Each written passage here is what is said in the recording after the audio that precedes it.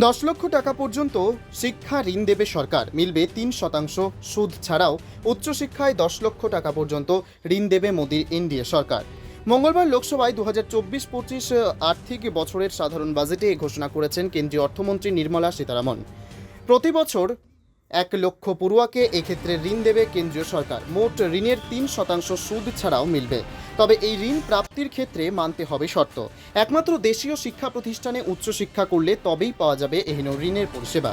এদিন বাজেট ঘোষণায় এমনই জানিয়েছেন কেন্দ্রীয় অর্থমন্ত্রী। যদিও মাত্র 1 লক্ষ পড়ুয়ার কথা ভেবে কেন্দ্রের এহেন সিদ্ধান্তের কড়া সমালোচনা করেছে তৃণমূল কংগ্রেস। এদিন মুখ্যমন্ত্রী মমতা বন্দ্যোপাধ্যায় বলেছেন, 130 কোটির দেশে 1 লক্ষ ছাত্রছাত্রীর হিসেব ম্যাটারই করে না। শুধুমাত্র ডোমেস্টিক স্টুডেন্টদের এই টাকা দেওয়া হবে। স্টুডেন্ট ক্রেডিট কার্ডের মাধ্যমে এই টাকা তো আমরা সবাইকেই দিই, যারা বাইরে পড়তে যায় তারাও পায়। রাজ্যের শিক্ষামন্ত্রী ব্রাত্য বসুর কেন্দ্রীয় সরকারের উদ্দেশ্যে চরম শ্লেষাত্মক টুইট। জনবিরোধী সরকারের জনবিরোধী বাজেট, তার মধ্যে যেটুকু লক্ষণীয় তা হলো টোকাটা দেখুন। টোকাটা দেখুন, অর্থাৎ পড়ুয়াদের উচ্চশিক্ষার জন্য 10 লক্ষ টাকা পর্যন্ত ঋণ প্রকল্প আমাদের মাননীয় মুখ্যমন্ত্রীর প্রকল্পকে নকল করে করতে হয়েছে।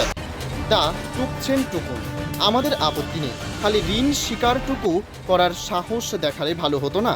রাজ্যের শাসক দলের অভিযোগ, মুখ্যমন্ত্রী মমতা বন্দ্যোপাধ্যায়ের প্রকল্পকে নতুনভাবে পেশ করতে চাইছে মোদির এনডিএ সরকার।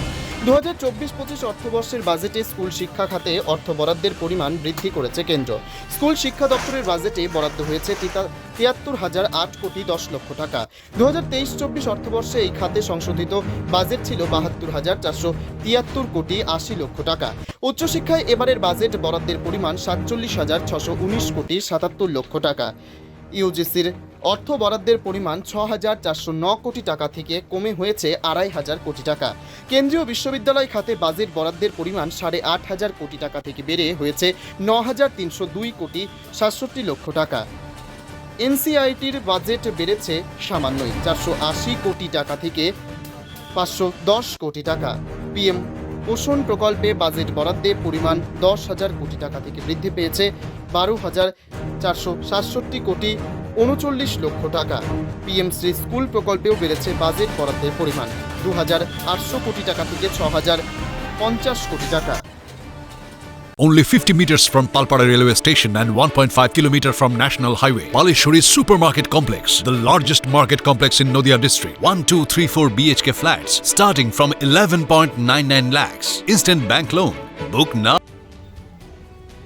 10 লক্ষ টাকা পর্যন্ত শিক্ষা ঋণ দেবে সরকার, মিলবে 3% সুদ ছাড়াও উচ্চশিক্ষায় 10 লক্ষ টাকা পর্যন্ত ঋণ দেবে মোদির এনডিএ সরকার।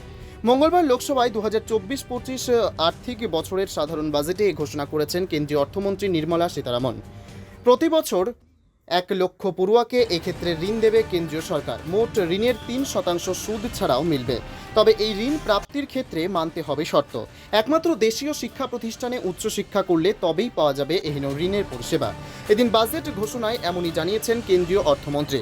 যদিও মাত্র 1 লক্ষ পড়ুয়ার কথা ভেবে কেন্দ্রের এহেন সিদ্ধান্তের কড়া সমালোচনা করেছে তৃণমূল কংগ্রেস। এদিন মুখ্যমন্ত্রী মমতা বন্দ্যোপাধ্যায় বলেছেন, 130 কোটির দেশে 1 লক্ষ ছাত্রছাত্রীর হিসেব ম্যাটারই করে না। শুধুমাত্র ডোমেস্টিক স্টুডেন্টদের এই টাকা দেওয়া হবে। স্টুডেন্ট ক্রেডিট কার্ডের মাধ্যমে এই টাকা তো আমরা সবাইকেই দিই, যারা বাইরে পড়তে যায় তারাও পায়। রাজ্যের শিক্ষামন্ত্রী ব্রাত্য বসুর কেন্দ্রীয় সরকারের উদ্দেশ্যে চরম শ্লেষাত্মক টুইট। জনবিরোধী সরকারের জনবিরোধী বাজেট, তার মধ্যে যেটুকু লক্ষণীয় তা হলো টোকাটা দেখুন। টোকাটা দেখুন, অর্থাৎ পড়ুয়াদের উচ্চশিক্ষার জন্য 10 লক্ষ টাকা পর্যন্ত ঋণ প্রকল্প আমাদের মাননীয় মুখ্যমন্ত্রীর প্রকল্পকে নকল করে করতে হয়েছে। তা টুকছেন টুকুন, আমাদের আপত্তি নেই, খালি ঋণ স্বীকারটুকু করার সাহস দেখালে ভালো হতো না? রাজ্যের শাসক দলের অভিযোগ, মুখ্যমন্ত্রী মমতা বন্দ্যোপাধ্যায়ের প্রকল্পকে নতুনভাবে পেশ করতে চাইছে মোদির এনডিএ সরকার। 2024-25 অর্থবর্ষের বাজেটে স্কুল শিক্ষা খাতে অর্থ বরাদ্দের পরিমাণ বৃদ্ধি করেছে কেন্দ্র। স্কুল শিক্ষা দপ্তরের বাজেটে বরাদ্দ হয়েছে 73,008 কোটি 10 লক্ষ টাকা। 2023-24 অর্থবর্ষে এই খাতে সংশোধিত বাজেট ছিল 72,473 কোটি 80 লক্ষ টাকা। উচ্চশিক্ষায় এবারের বাজেট বরাদ্দের পরিমাণ 47,619 কোটি 77 লক্ষ টাকা।